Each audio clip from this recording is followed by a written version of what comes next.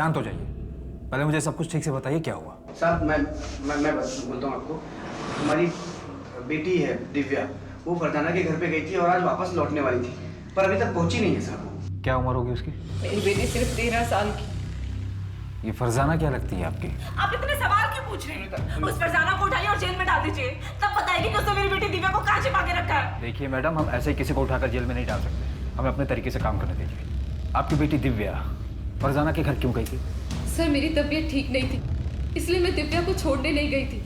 ये प्रणय और सुनीता झूठ बोल रहे हैं, उन्होंने ही मेरी दिव्या को गायब किया है। लेकिन क्यों?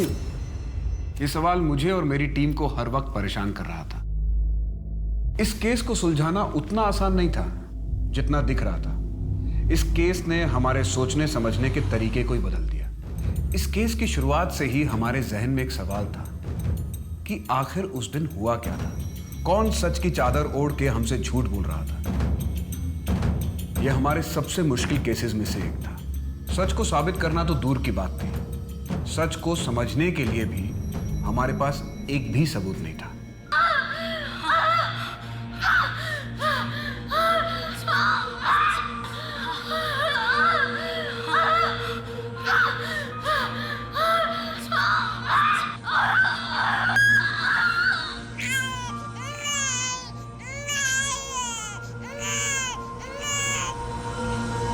लड़की हुई है।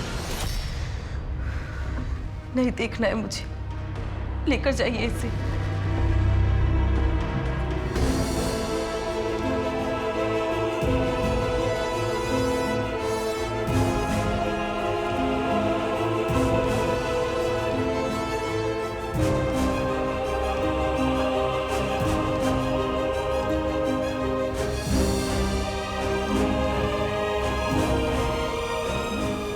टाइम और माँ बाप का नाम? 12:28। माँ का नाम फरजाना और बाप का पता नहीं है, क्लोज्ड अडॉप्शन होगा। अरे पर माँ ने कुछ तो नाम दिया होगा। अरे शक्ल तक तो देखी नहीं, तू ऐसा कर दिव्या लिख दे, और ये पायल उसके पास रख दे, उसकी माँ का है। ये पायल तो बहुत बड़ा है। हाँ तो बड़ी होगी तो पहनेगी ना, तुझे क्या करने का है? तू उसके पेपर्स के साथ रख दे बस।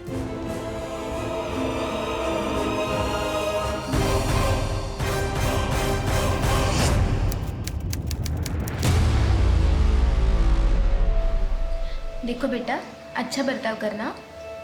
अगर उन लोगों को तुम पसंद आ गई तो तुम्हें एक अच्छा परिवार मिल जाएगा। पसंद आऊंगी तब ना।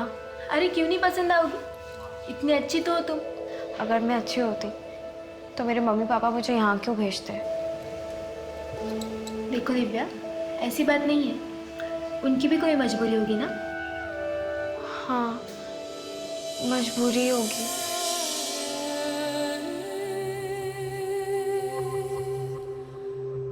अच्छे से रहना और बीच बीच में मिलने भी आना। बाय।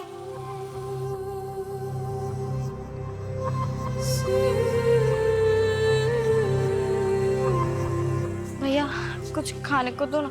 नहीं, पैसे नहीं चाहिए, भूख लगी है, खाने के लिए कुछ दो ना। आगे जाओ। दीदी कुछ दो ना खाने के लिए।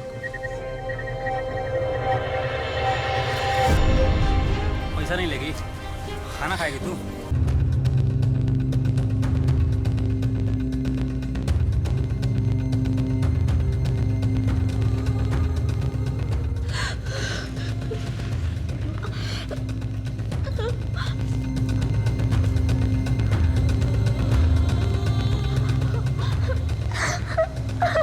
I'm sorry। पूरे ऑर्फनेज में सबसे शांत लड़की है दिव्या।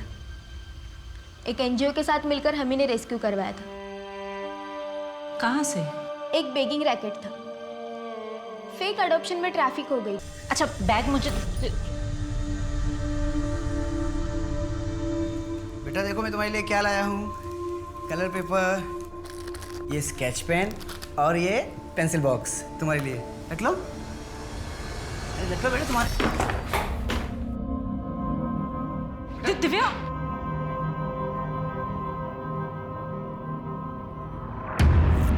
पण प्रणय अडॉप्ट करण्याची काय गरज आहे? अरे शुभम है ना, इसको तो अपना ही बेटा समझ। पर भाऊ, शुभम तो है ही, एक बच्चा और रहेगा घर में तो सुनीता का भी मन लगा रहेगा। कुछ भी कर, पर एक बात का ध्यान रख, मैं मेरे बेटे का हक किसी और को मारने नहीं दूंगा। हाँ ठीक है, अगर वो तेरा खून होता तो मेरे को कोई फर्क नहीं पड़ता, पर अपनी खानदानी प्रॉपर्टी में मैं किसी और को हिस्सा लेने नहीं दूंगा। ऐसे लोग क्रिमिनल बनते हैं, और ये तो पता नहीं किसका गंदा खून है। ओ भाऊ, ऐसा बोलो नको। हाँ, मैं आपकी इज्जत करता हूँ इसलिए बताने आया था, परमिशन लेने नहीं आया था आपसे। चल सुनीता, निकतो हम भी। एक मिनट प्रणव, भाव क्रिमिनल गंदी परवरिश से बनता है, और मैं अपने बच्चे की परवरिश आपकी तरह बिल्कुल नहीं करूंगी। चलो प्रणव। मन तो बेटे का था, पर कोई नहीं, बेटी सही। अच्छा हो हमने बेटी अडॉप्ट की, अब राजीव भाव को कोई दिक्कत नहीं होगी। अरे तुम उनकी बात पे इतना गौर मत किया, उनकी बात का कोई सर पैर नहीं होता। इसलिए बताओ, दीदी तुम्हारे साथ कुछ फ्री हुई? अभी तो नहीं, थोड़ा वक्त तो लगेगा ना उसे। दिव्या के अच्छे से स्कूल में एडमिशन करवा दो, अपनी उम्र के बच्चों के साथ मिलेगी तो जल्दी खुलेगी। अच्छा प्रणय, उसका एडमिशन इंग्लिश मीडियम स्कूल में करवा दे, जहाँ पे वो पाटिल भाई है ना, उनकी बेटी जाती है खुशी, वहां पर। हाँ ठीक है, करवा दो। काय सगळे सांग मला, काय सगळे? पिछले 8 महीने से कंपनी में एक भी डील नहीं हुई, फोकट की पगार ले रहा है तू। भाव गाली मत दीजिए, मैं कोशिश तो कर रहा हूँ ना। कोशिश कर रहा है बरोबर, पर अपने लिए कोशिश कर रहा है तू। कंपनी के नाम पर जो डील आती है तू अपने नाम पे लेता है, तेरे नाम तो FIR करना चाहिए मुझे। हाँ वो मेरा अलग से काम है, मेरे अपने कॉन्ट्रैक्ट्स हैं। मैंने तेरे को इधर बैठाया, नौकरी पे रखा, तेरे को ट्रेनिंग दी, अभी मेरे को गणित सिखा रहा है तू। गप बस, अभी अपना सामान पैक करो, निकल इधर से।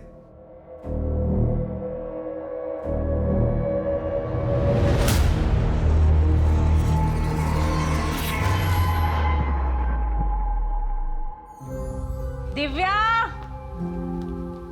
बेटा आ जाओ, खाना लग गया है। हाँ 10 मिनट के लास्ट समय कंप्लीट कर लेती हूँ। दिव्या, ये लो, तुम्हारे लिए नया बैग है और इसमें बैग, थैंक यू। अच्छा मैं क्या सोच रही थी कि दिव्या का एडमिशन किसी सस्ते स्कूल में करवा दें। उससे क्या होगा? एडमिशन की फीस भी कम होगी और खर्चा भी कम होगा। ये बात तो दिव्या को अडॉप्ट करने से पहले सोचनी चाहिए थी सुनीता। मुझे क्या पता था कि बाद में हालात इतने खराब हो जाएंगे। कोई जरूरत नहीं स्कूल चेंज करने की, मैं कोशिश कर रहा हूँ, कुछ ना कुछ हो जाएगा। और ये मैं देखते जी। आप सुनीता मात्रे हैं? हाँ जी बोलिए। दिव्या है क्या? आप कौन? मैं दिव्या की अम्मी।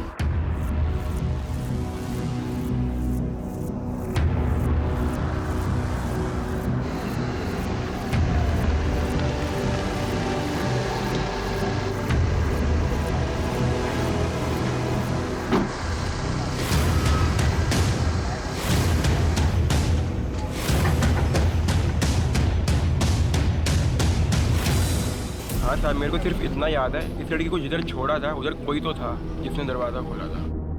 आदमी था या औरत? सर आदमी था या औरत ये तो पता नहीं, लेकिन मैडम ने जहाँ बोला मैंने छोड़ दिया था। अगर कैब वाले ने दिव्या को प्रणय और सुनीता के घर के बाहर ड्रॉप किया था तो फिर दिव्या घर क्यों नहीं पहुंची? कहीं ऐसा तो नहीं है कि दोनों झूठ बोल रहे हैं? सर कोई तो झूठ बोल रहा है। ये दिव्या आउट ऑफ वेडलॉक बच्ची है। 13 साल पहले फरजाना ने उसे अडॉप्शन के लिए दिया था, फिर ये अब क्यों आई है? फरजाना मेरी बात को समझो तुम, मैं अभी तुमसे शादी नहीं कर सकता हूँ, अम्मी नहीं मानेगी। सफी तुम एक बार अपनी अम्मी से मिलाओ तो मुझे, मैं उन्हें मना लूंगी। मैं उनकी इतनी सेवा करूंगी कि वो भूल जाएंगे कि मैं किस जाति की हूँ। फरजाना अम्मी को समझाना इतना आसान नहीं है। देखो मुझे थोड़ा वक्त दो, मैं अभी अपने पैरों पे खड़ा भी नहीं हुआ हूँ। मैं अम्मी से बात क्या करूंगा, कैसे समझाऊंगा उन्हें? ठीक है, लेकिन जो भी करना है जल्दी करो, मेरे पास ज्यादा वक्त नहीं। मैं अभी चलती हूँ, अब्बू घर पे इंतजार कर रहे होंगे। अच्छा सुनो तुम, एक इतनी मुश्किल से तो आई हो तुम फरजाना। 10 मिनट की रुक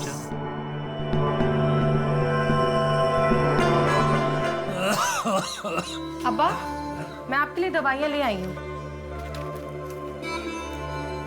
चलिए। मुर्तजा फिर से आया था। वो बिना दहेज निकाह करने को तैयार है। उसकी बस एक ही शर्त है कि निकाह के बाद नकाब पहनना होगा। अब्बा, वो होता कौन है शर्त रखने वाला? मुझे निकाह नहीं करना। अब दवाई पीजिए। बहुत डर लग रहा है। पुलिस आएगी तो बाल की खाल निकालेगी। कहीं घबराहट में मुंह से कुछ निकल गया तो क्या करूं? निकल जाऊं क्या? ठीक है।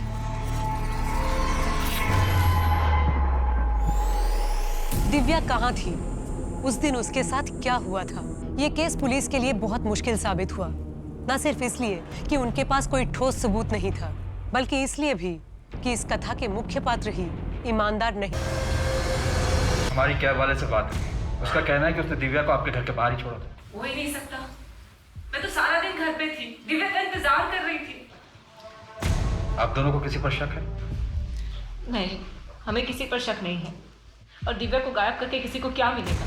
सर, मैं बोल रही हूँ, वो फरजाना ही है। उसने ही मेरी बेटी दिव्या को कहीं छिपा के रखा है। अगर फरजाना ने ऐसा किया भी होता तो वो खुद क्यों नहीं गायब हो गई? ताकि साहब उस पर किसी को शक ना हो। और देखिए ना, हो भी वैसा ही रहा। आपको उस पर नहीं, हम पे शक हो रहा है। साहब हम झूठ क्यों बोलेंगे? वो तो हम पता कर लेंगे कौन और क्यों झूठ बोल रहा है।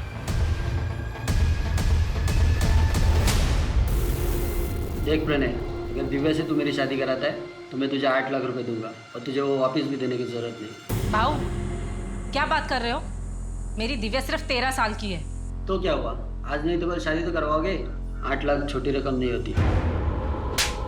पैसे वाला तो क्या? अपनी बेटी बेचूंगा तुझे? हाँ, निकल यहाँ से। और आइंदा घर पे दिखाई मत पड़ना। आइंदा दिखाई पड़ा ना तो जान से मार दूंगा। इस कमीने ने सोच भी कैसे देखी होंगे? अपनी बच्ची बेचूंगा इसे।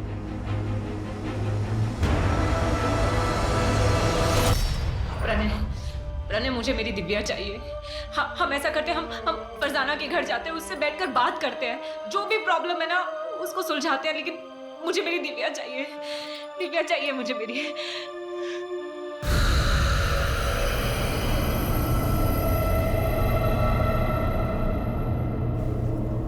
खाना लगा दिया है। हट, हाथ नहीं लगाना। नहीं खाना है तेरी नाजायज कमाई। पता नहीं क्या करके पैसे लाती है। कुछ भी करती हूँ, कम से कम अपना और तुम्हारा पेट तो पालती हूँ। और ये तुम्हारी दारू, ये तो वही पैसे से आती है। क्या बोला? ज़बान चलाती है। अरे जिसको देखो कुछ ना कुछ बक ही रहा है। भाग यहाँ से।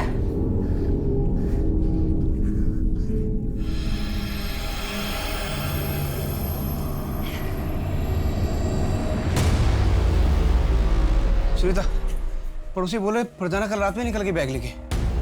क्या? तो अब क्या करेंगे? पर कैसे? उस पर नजर क्यों नहीं रखी गई थी? सॉरी सर, वो हमसे। नीलेश, ये बहुत बड़ा ब्लंडर है। फरजाना हमारी सस्पेक्ट थी और वो हमारे नाक के नीचे से गायब हो गई।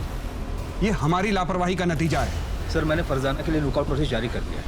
वो जल्दी हमारी गिरफ्त में। और एक बात है सर, ये प्रणय का बड़ा भाई राजीव, वो इस एडॉप्शन से खुश नहीं था। तो क्या राजीव दिव्या को गायब करवा सकता है? हो सकता है सर। या ये भी हो सकता है कि दिव्या के साथ अब तक ऑप्शन से प्रॉब्लम था, लेकिन जब लड़की अडॉप्ट हुई तो फिर मुझे क्या प्रॉब्लम? सुनीता और प्रणय का जो कुछ भी है वो रखे वो। अब उनके पास पहले कुछ नहीं है तो वो जाने। मतलब? प्रणय का बिजनेस काफ़ी डाउन हुआ है और मुझे पूरा यकीन है सर, अब प्रणय भी पछता रहा होगा उस दिव्या को अडॉप्ट करके। और सर, रही मेरी बात, मुझे उस दिव्या से क्या प्रॉब्लम होगा? मेरे बेटे को हमारी जायदाद में से उसका हक मिल जाएगा और मुझे क्या चाहिए? 19 नवंबर को तुम कहाँ थे? मैं मेरे घर पे ही था, मेरा बेटा भी था। अब चाहे तो हमारे पड़ोसियों से पूछ सकते हैं, किसी ने तो देखा ही होगा। क्या तुम्हें लगता है कि प्रणय कुछ कर सकता है? सर, प्रणय मेरा छोटा भाई है। मुझे नहीं लगता कि वो दिव्या के साथ ऐसा कुछ भी करेगा। लेकिन हाँ, वो जो उसकी माँ है ना, वो ज़रूर कुछ कर सकती है। तुम्हें इस बात से कोई प्रॉब्लम नहीं थी कि दिव्या की माँ दूसरे धर्म की थी? नहीं सर, मुझे क्या लेना देना। अब ये तो सुनीता और प्रणय ही जाने।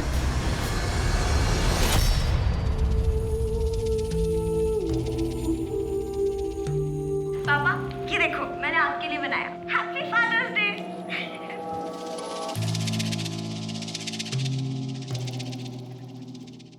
कैलाश भाऊ, पैसों की जरूरत थी, थोड़ा कैश मिल सकता है?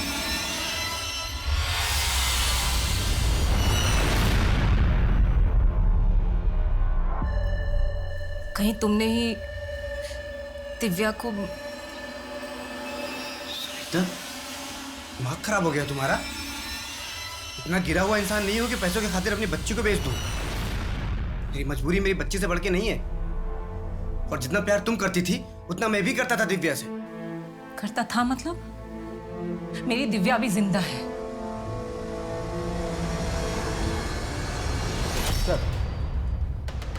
सर प्रणय और सुनीता को दिव्या के लिए रिश्ता है। कैलाश वागले नाम का एक आदमी है, यहाँ गोवा में 3 रिजॉर्ट है उसके, और 8 लाख रुपए में बात भी तय हुई। पहले तो प्रणय ने उसे धक्का मार कर निकाल दिया, लेकिन अपने खबरी जग्गू ने पता किया ये प्रणय दोबारा कैलाश से मिला था, शायद डील कर रही। तो क्या ये चाइल्ड मैरिज का केस है? कहीं ऐसा तो नहीं कि प्रणय ने मौके का फायदा उठाया ताकि सबको ये लगे कि ये सब कुछ फरजाना ने किया है? और ये भी हो सकता है कि प्रणय और फरजाना दोनों मिले हों। ये फरजाना इंदौर से है ना? जी सर, उसका एड्रेस भी हमारे पास। मेरी लोकल पुलिस से बात भी हुई है। नहीं नीलेश, तुम खुद इंदौर जाओ और इस फरजाना की कुंडली निकालो। 1 महीना बीत गया है और हमारे पास दिव्या की कोई खबर नहीं। अंकल ये अब खा लीजिए।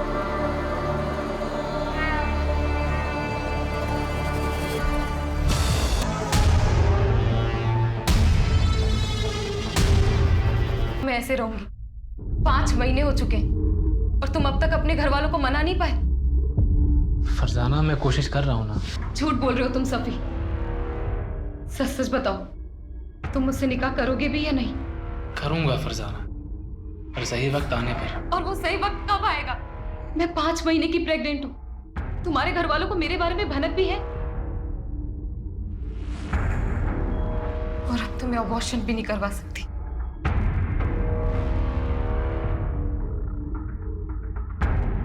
और कब तक यहाँ रहना होगा?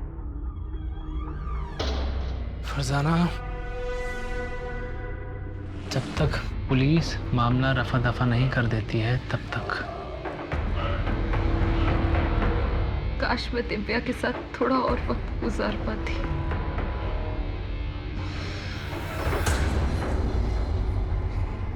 सर फरजाना ने यहाँ गोवा के मृणाल नर्सिंग होम में दिव्या। लेकिन दिव्या का कहीं पता नहीं चला। 1 साल बाद पुलिस भी दूसरे केसेस में उलझ गई और दिव्या मिसिंग केस फाइलों के नीचे दब गया।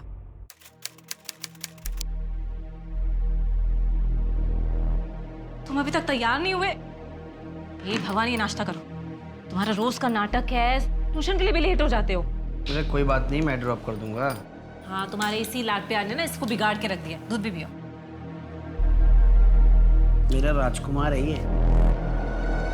तू खा बेटा, आराम से खा। डैडी तुझे ड्रॉप करेंगे यार। दूध भी पियो। आज की सबसे बड़ी खबर, सुप्रीम कोर्ट का फैसला। अब बेटियां भी होंगी अपने पिता की संपत्ति में बराबर की हकदार। इंडिया की हिस्ट्री में एक लैंडमार्क जजमेंट। अब बेटियां भी होंगी अपने पिता की संपत्ति में बराबर की हकदार। मैं मेरे बेटे का हक किसी और को मारने नहीं दूंगा। हाँ ठीक है, अगर वो तेरा खून होता तो मेरे को कोई फर्क नहीं पड़ता। अच्छा हो हमने बेटी अडॉप्ट की, अब राजीव भाव को कोई दिक्कत नहीं होगी।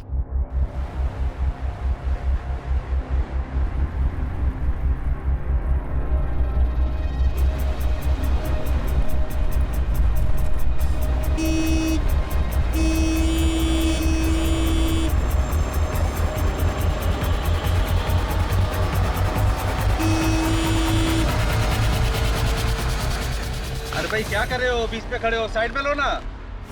भाऊ गाड़ी बंद पड़ गई है भाऊ। अरे गाड़ी खराब हो गई है तो साइड में लो ना, बीच में कहाँ खड़े हो? भाऊ मेरी बात सुनो ना, भाऊ बात सुनो ना।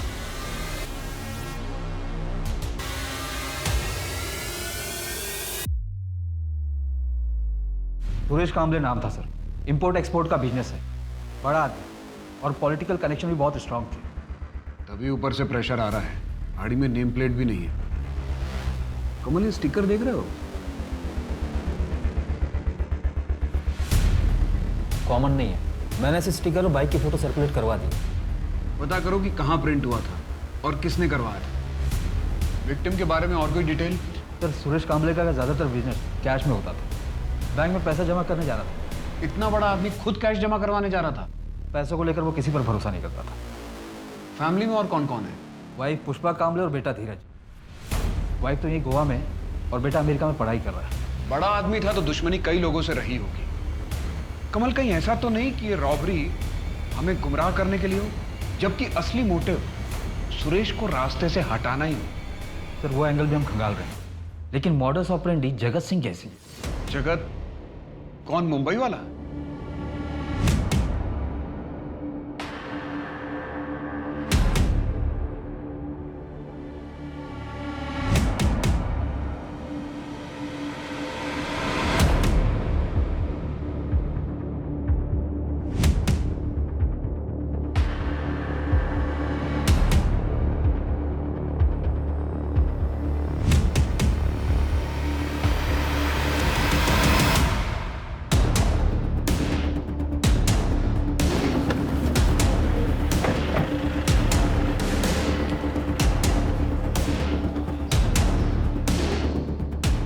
टिप तो सही मिली।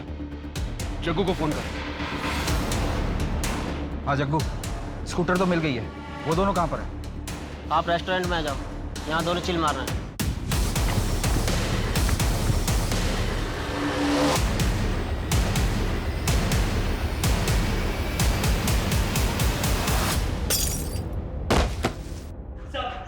खड़ा हो। खड़ा हो। अपना मुंह खोल और बता किसके कहने पे मारा सुरेश कांबले को? बोल। नहीं जानता मैं किसी सुरेश कांबले को। नहीं जानता? अच्छा, अब तुम दोनों को कोई नहीं जानेगा। कमल, इन दोनों की ऐसी हालत करो कि इन दोनों को कोई पहचान न सके। मैं बताता है साहब, मैं बोले मुझे मत मारो साहब, मैं बोलता है साहब। गोवा के बंदे नहीं देती सुपारी। कौन? कहाँ मिलेगा? वहीं पे जहाँ से हमें उठाया था सर।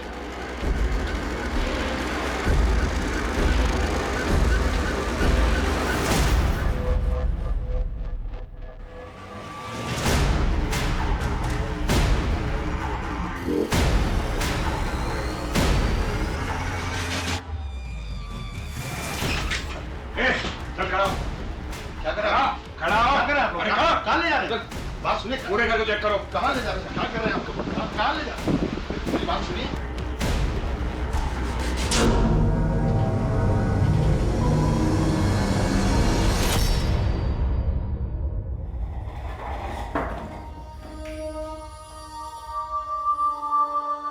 क्यों सुपारी दी थी सुरेश कांबले की? वो तो तुम्हारा शागिर्द था। कर्म अच्छे कर, ऊपर वाले का यही फरमान है तेरे लिए। अगर अगले 2 सेकंड में अपना मुंह नहीं खोला ना तो उसी ऊपर वाले के पास भेज दूंगा। तेरा ये गुस्सा ही तेरा सबसे बड़ा दुश्मन, और यही एक दिन तुझे जानने मिलेगा।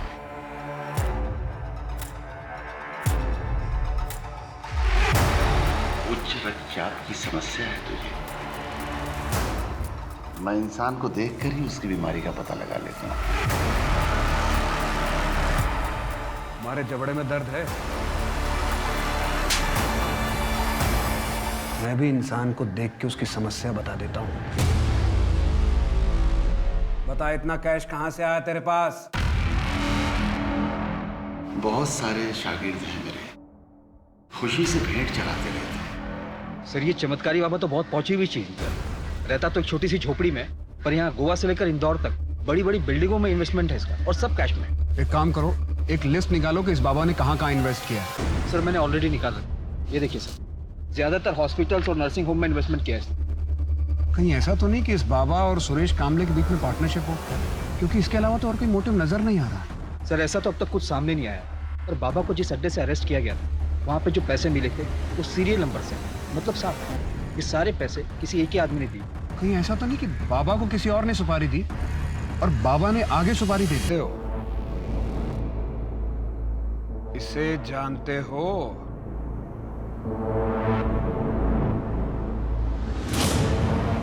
नहीं। इसे मृणाल नर्सिंग होम से अडॉप्ट किया गया था और इसने इस बच्ची को जन्म दिया था। इसका नाम दिव्या है। 6 साल से गायब है। क्या जानते हो इनके बारे में? शांति शांति शांति। खड़ा कर इसको। अब भी ठोकूंगा, अभी ठोक देता हूँ। मुंह खोलेगा कि ठोक दूं तुझे? 2/13 गणेश का पंजी।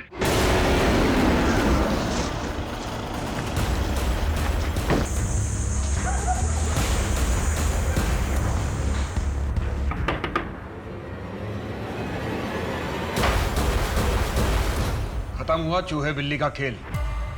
बहुत साल घुमाया तुमने। फरजाना, मेरे पास एक प्लान है, सुनो, बैठो। ध्यान से सुन लो। हम एक काम करते हैं कि हम ये बच्चा एक अस्पताल में दे देते हैं। क्या बोल रहे हो तुम सफी? मैं अपना बच्चा किसी को नहीं दूंगी। फरजाना, मेरी बात ध्यान से तो सुनो। देखो, एक चमत्कारी बाबा की वजह से मुझे एक अस्पताल के बारे में पता पड़ा है। हम ये बच्चा वहाँ दे सकते हैं, वही बच्चा रख लेंगे और डिलीवरी होने तक तुम भी वहाँ रह सकती हो। हम जब निकाह कर लेंगे फिर ये बच्चा वापस ले लेंगे। और ना ही मेरा सफ़ी से कभी निकाह हुआ और ना ही मैं अपनी बच्ची को ले पाई। फिर मुझे पता चला कि सफ़ी को HIV है। मैंने अपना टेस्ट करवाया तो मैं भी पॉजिटिव आई। मौत को इतने करीब से देखने के बाद मेरे अंदर की ममता जाग गई। सोचा बच्ची कुछ जिंदगी अपनी बच्ची के साथ गुजार पाऊं, पर दिव्या आप कहाँ हैं? क्या? क्या वो जिंदा है? मैं तो सोच रही थी कि वो उन दोनों के साथ खुश है। मुझे लगा था कि उन दोनों ने दिव्या का किडनैप करवाया ताकि वो मुझे फंसा सके। इसीलिए मैं उनके रास्ते से खुद हट गई ताकि वो तीनों खुश रह सके।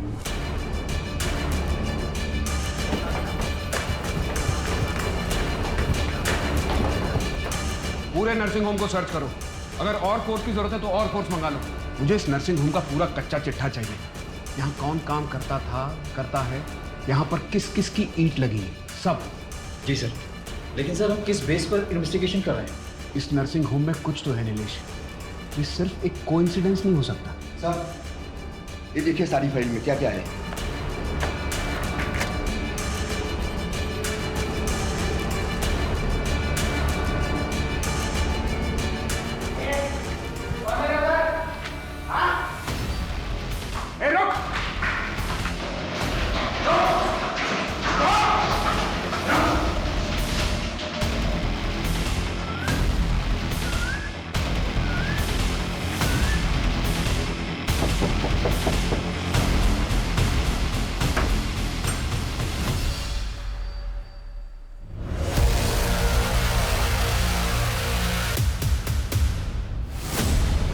फरजाना, ये सब क्या है?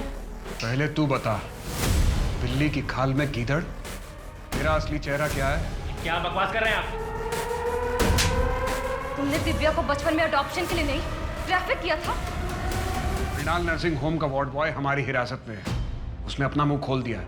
हमारे पास उन सारी लड़कियों की लिस्ट है जिसे तूने ट्रैफिक किया था। वो कहाँ है दिव्या? बोल! फरजाना, मुझे कैसे पता होगा? 6 साल पहले वो सुनीता के घर के बाहर से गायब हुई थी। ये दिव्या की अभी की रिपोर्ट है जो हमें मृणाल नर्सिंग होम से मिली है।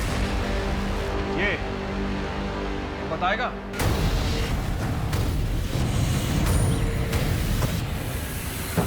कौन हो आप? क्या हो रहा है ये? कौन हो आप? ये क्या कर रहे हो? और आप गाड़ी के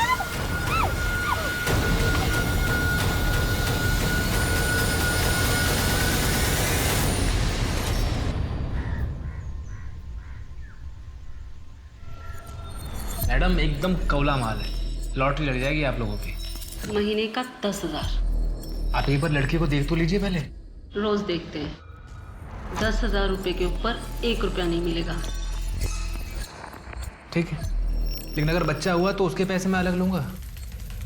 ठीक है, मैं पैसे लेकर आती।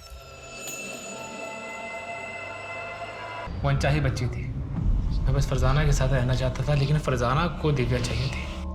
इसलिए मैंने एक ऐसा रास्ता निकाला जिससे मेरे पास पैसे भी आ गए और दिव्या से छुटकारा भी मिल गया। तो जैसा खुदगर्ज इंसान मैंने आज तक नहीं देखा, जिसने अपने फायदे के लिए अपनी बेटी को एक नहीं 2 बार दलदल में धकेला। उसे एक अच्छा घर मिल गया था ना, लेकिन तूने उससे वो भी छीन लिया। तुझ जैसे लोगों को तो बाप कहलाने का हक ही नहीं है। सर, दिव्या मेरा खून जरूर थी, लेकिन मैं उसका बाप नहीं था। फरजाना, बोल कहाँ है मेरी दिव्या, वरना चीर दूंगी तुझे। चाकू नीचे करो। मैं इसे नहीं छोड़ूंगी। बोल दिव्या कहाँ है? बोल। फरजाना सिर्फ यही है जो हमें दिव्या तक पहुंचा सकता है। अगर इसे कुछ हो गया तो शायद हम दिव्या तक कभी ना पहुंच सके। चाकू दे दो, छोड़ो इसको। सर मैं आपको लेके चलता हूँ जहाँ पर बच्ची को रखते हैं, लेके चलता हूँ। सर यहीं पर है। कहाँ पे? दिव्या, दिव्या,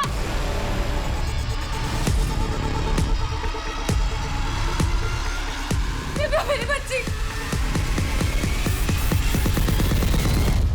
बोल मेरी दिव्या कहाँ है? बोल, मैं तेरे को जान से मार दूंगी वरना। बोल मेरी दिव्या कहाँ है? यही थी दिव्या, यही रखा था मैंने। सर मैं सच कह रहा हूँ। दिव्या!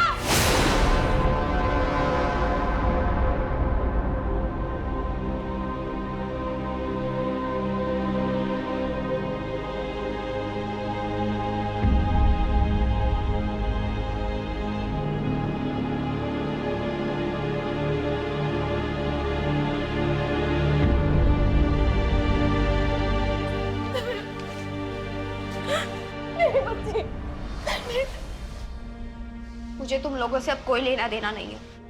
लेकिन बेटा मैंने कुछ नहीं किया है, मैं कुछ भी नहीं जानती थी। पैदा होते ही मुझे फेंक दिया और जब मेरी जिंदगी में एक उम्मीद की किरण आई तो तुम अंधेरा बनकर आ गए। अगर तुम मेरी जिंदगी में ना आती तो मेरे साथ ये सब कुछ नहीं होता। बेटा मैं इसमें शामिल नहीं थी।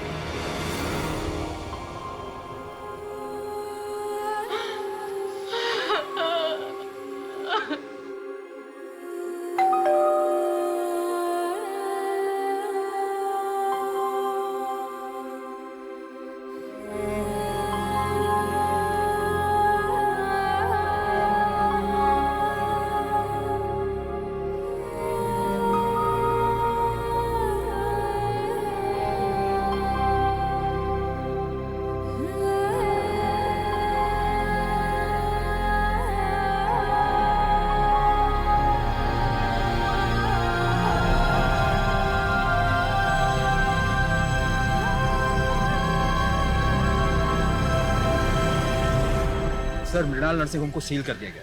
पिछले 25 साल से गोरख धंधा वहाँ चल रहा था। कुछ औरतें अपनी मर्जी से आती थी, फरजाना जैसे, उन्हें स्मूथ कॉलम में रखा जाता था, और कुछ खरीदी जाती थी दिव्या के जैसे, उन्हें डिफिकल्ट कॉलम में रखा जाता था। फिर उन्हें प्रेग्नेंट करके उनके बच्चों को बेच दिया जाता है। बाबा ने अपना मुंह खोला कि सुरेश कामले की सुपारी किसने दी थी। आपने जब से उसका सत्य से परिचय करवाया और ऊपर जाने का मार्ग खोला, तब से वो तोते की तरह बोल रहा है।